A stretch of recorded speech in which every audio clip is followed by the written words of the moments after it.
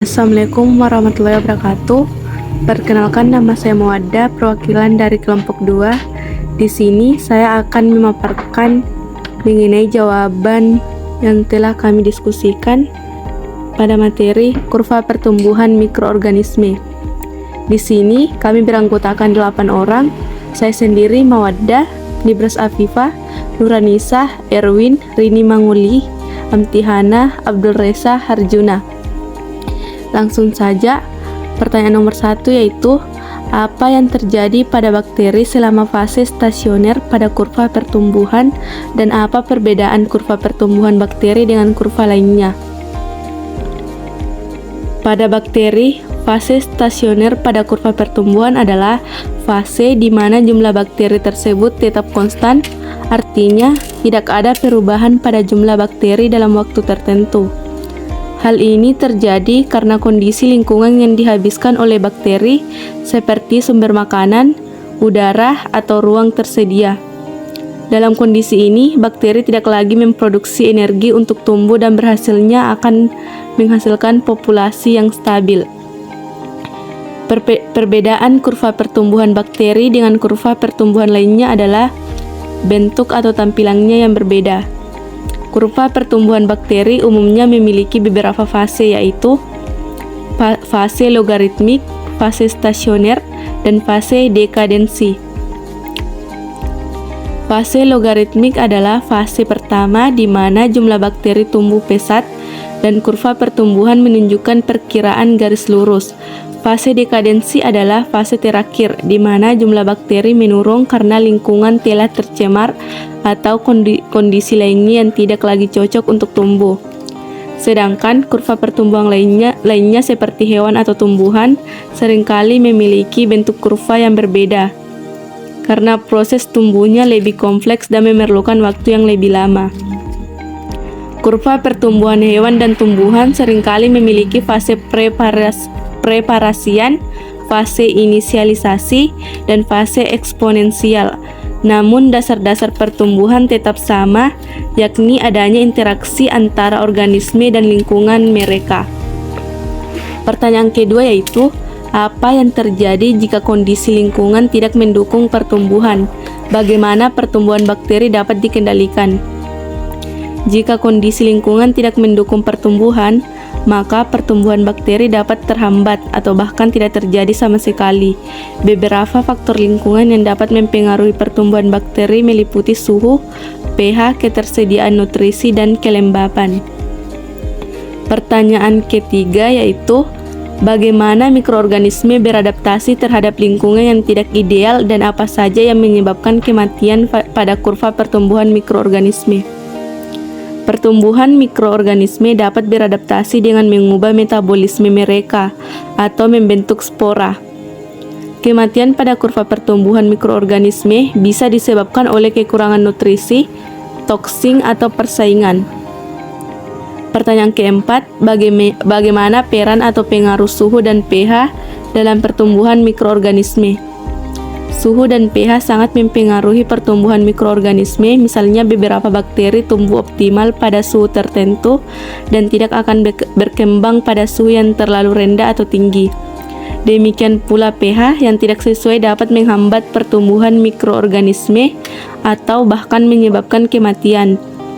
Jadi, kontrol suhu dan pH penting dalam budidaya mikroorganisme seperti dalam industri makanan dan farmasi. Pertanyaan kelima yaitu, bagaimana kurva pertumbuhan diterapkan dalam industri makanan untuk mencegah pertumbuhan bakteri berlebihan pada suatu produk? Kurva pertumbuhan digunakan dalam industri makanan untuk memantau dan mengontrol pertumbuhan bakteri dengan memastikan suhu dan pH yang tepat serta dengan menggunakan pengawet. Saya Nibras Afifah. Di sini saya akan melanjutkan menjawab pertanyaan dari nomor 6 sampai nomor 10. Pertanyaan nomor 6. Bagaimana kondisi lingkungan mempengaruhi tingkat pertumbuhan bakteri dan bagaimana bakteri memperoleh nutrisi untuk berkembang biak?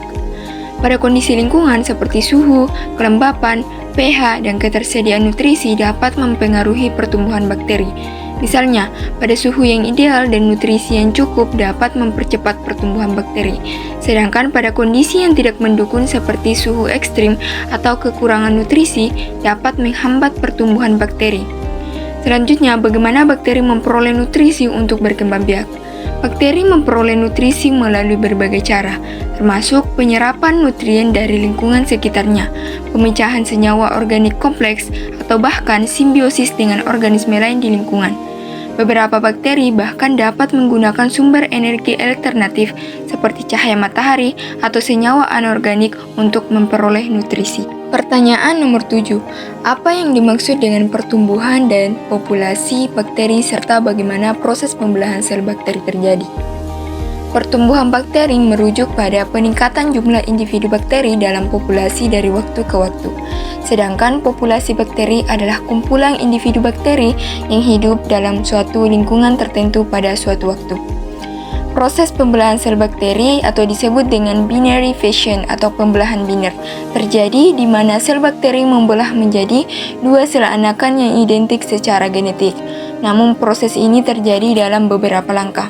Yang pertama, pembelahan DNA. DNA bakteri direplikasi sehingga terbentuk dua salinan yang identik.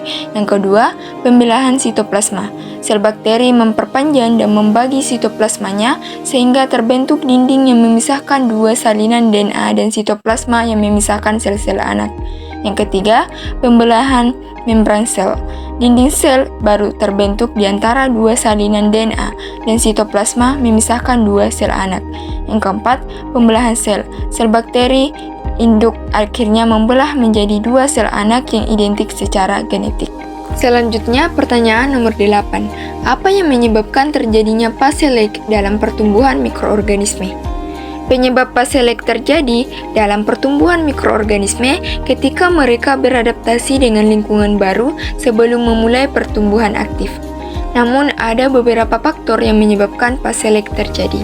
Yang pertama, penyesuaian, yang dimana mikroorganisme perlu menyesuaikan diri dengan kondisi lingkungan baru, seperti suhu, pH, dan ketersediaan nutrisi sebelum mereka dapat memulai pertumbuhan aktif.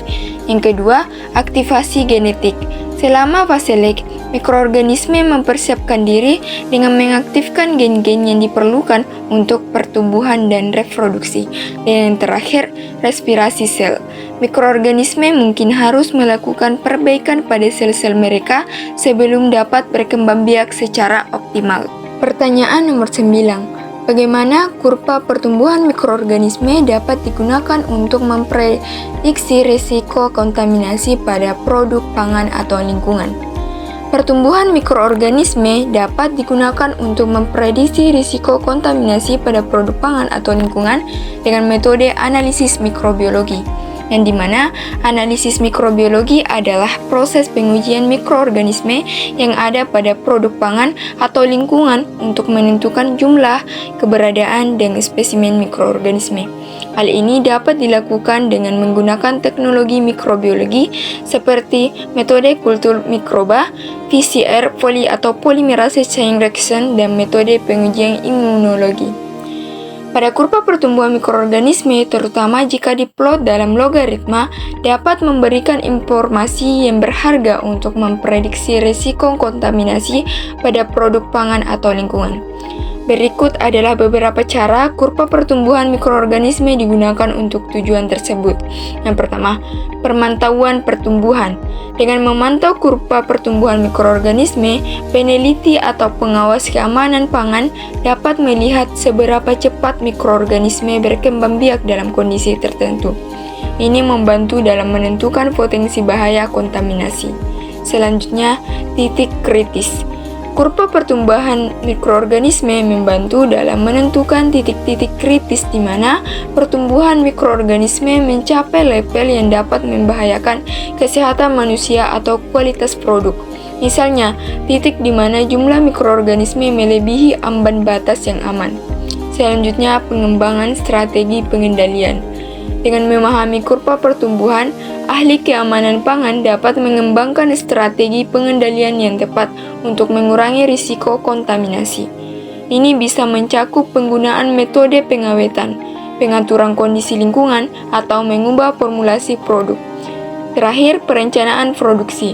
Dengan memperkirakan pertumbuhan mikroorganisme, produsen makanan dapat merencanakan proses produksi mereka dengan lebih baik, termasuk jadwal produksi, penggunaan bahan baku, dan pengaturan kondisi penyimpanan. Pertanyaan yang terakhir, bagaimana pertumbuhan dan populasi bakteri berkembang dari waktu ke waktu, lalu bagaimana proses pembelahan sel bakteri terjadi dalam konteks pertumbuhan mikroorganisme? Pertumbuhan dan populasi bakteri berkembang dari waktu ke waktu tergantung pada berbagai faktor, seperti waktu generasi, karakteristik genetik, dan kondisi lingkungan. Waktu generasi bakteri adalah waktu yang diperlukan bakteri untuk membelah selnya dari satu sel menjadi dua sel anak dengan sempurna. Setiap sel dalam populasi membelah menjadi dua sel. Namun, fase pertumbuhan bakteri dapat dipisahkan menjadi empat fase utama. Yang pertama, fase lag, di mana fase ini bakteri beradaptasi dengan lingkungan baru sebelum dimulai pertumbuhan aktif. Ini melibatkan aktivitas genetik, penyesuaian seluler, dan persiapan untuk pembelahan sel. Yang kedua, fase log atau eksponensial. Fase di mana bakteri berkembang secara eksponensial karena kondisi lingkungan mendukung pertumbuhan optimal. Selama fase ini, pembelahan sel bakteri terjadi secara cepat dan populasi bakteri meningkat dengan cepat. Yang ketiga, fase stasioner. Fase di mana pertumbuhan bakteri berhenti karena kekurangan nutrisi atau akumulasi produk limbah. Selama fase stasioner, laju pertumbuhan bakteri menjadi seimbang dengan laju kematian mereka, sehingga populasi tetap konstan. Fase kematian. Fase di mana jumlah sel mati melebihi jumlah sel baru yang terbentuk, mengakibatkan penurunan populasi bakteri secara keseluruhan. Selanjutnya, proses pembelahan sel bakteri dalam konteks pertumbuhan mikroba melibatkan pembelahan biner atau binary fission, yaitu proses reproduksi aseksual, di mana satu sel bakteri membelah menjadi dua sel anak. Pembelahan ini terjadi setelah pembentukan dinding silan di dalam sel, yang mengarah pada terciptanya dua sel yang identik. Selama pertumbuhan mikroba, laju dan keberhasilan pertumbuhan bergantung pada ketersediaan nutrisi dan kondisi lingkungan. Bila kondisi mendukung bagi mikroorganisme, maka ia akan tumbuh dengan cepat dan efisien dengan mikroorganisme bersel tunggal. Bertambah jumlahnya dengan membelah diri menjadi mikroorganisme lengkap yang mempunyai sifat serupa. Dalam konteks pertumbuhan mikroba, proses pembelahan sel dapat bertransisi langsung ke pertumbuhan populasi, sehingga mengaburkan batas antara pertumbuhan individu dan pertumbuhan populasi.